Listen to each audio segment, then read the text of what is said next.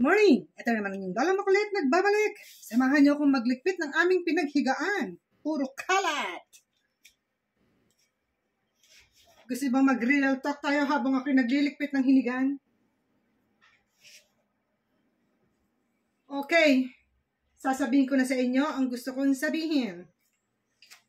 Doon sa mga nagsasabi na hindi ko sila fina-follow. Hindi ko kayo fina-follow. Ako'y busy lang talaga. Busy ang Lola. Nakikita nyo naman sa aking mga vlog, especially kapag nandito si Nakulit at si Marco. Wala akong pahinga. Nakikita nyo. Ang aking pinakapahinga is kapag sila ay tulog. Minsan, nangyayari, tulog nga sila dahil sa pagod ko, pati ako nakakatulog. So, paano ko pang hahawakan yung aking cellphone? Paki-explain mo nga sa akin. Maswerte na yung mga walang ginagawa. Kaya, wag sasama ang inyong loob, no?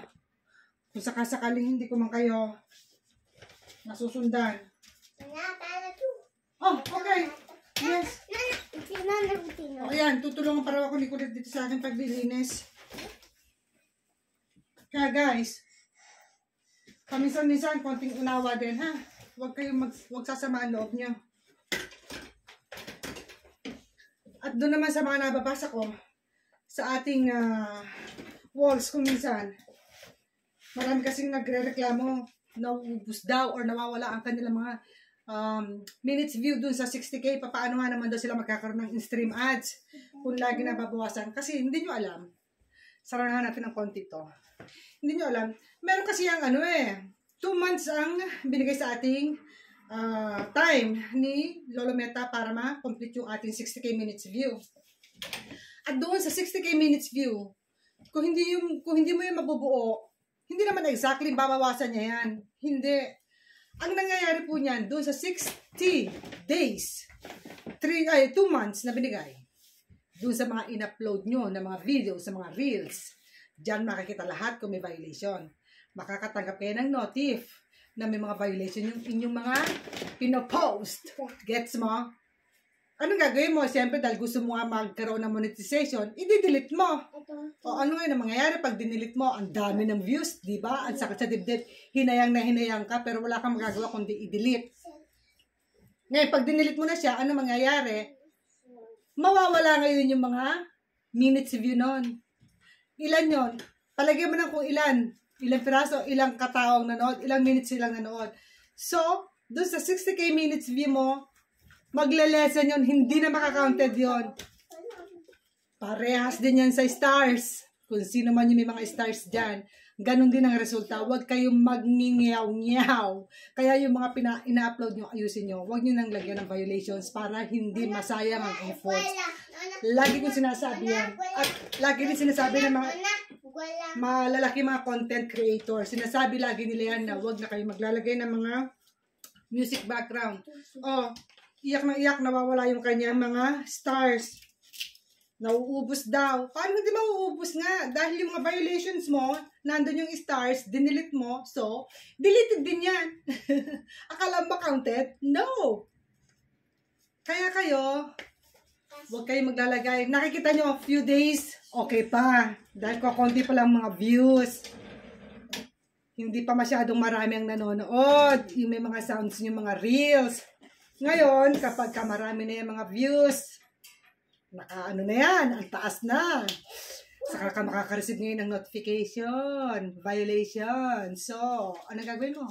Mag-delete ka ngayon. Oh. Tapos iiyak ka, nawala yung stars mo, nawala yung K-minutes view mo. Anong gagawin natin?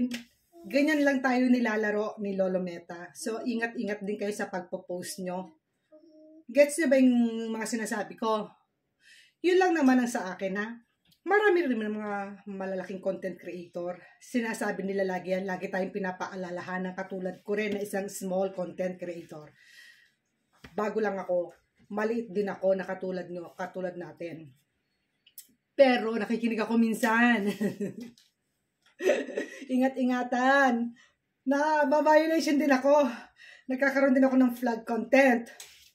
nababawasan din yung aking, ngayon hindi na yata mababawasan dahil meron akong in-stream ads na nakuha ko na siya.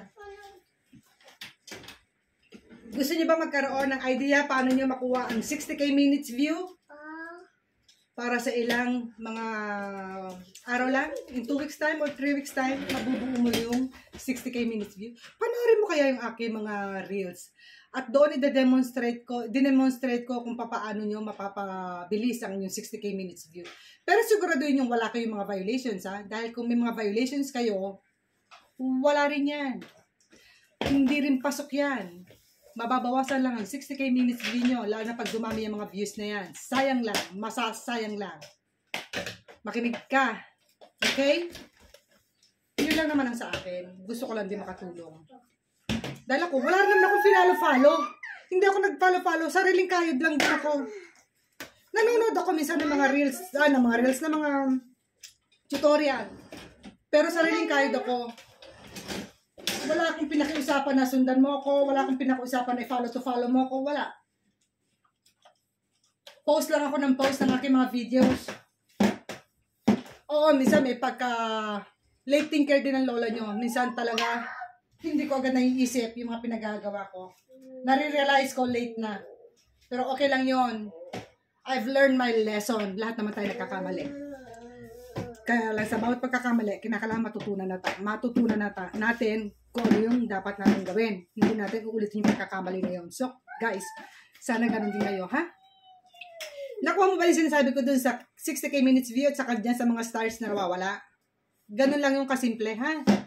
Kaya wag na kayong gagawa ng mga violations sa mga pinapost nyo. Sayang lang, stars, sayang lang 60k minutes view dun sa mga hindi pa na monetize sa stream ads. So, I hope guys, nakatulong sa inyo ang lola nyong makulit. Salamat! Please like and share. Keep safe everyone and I love you all.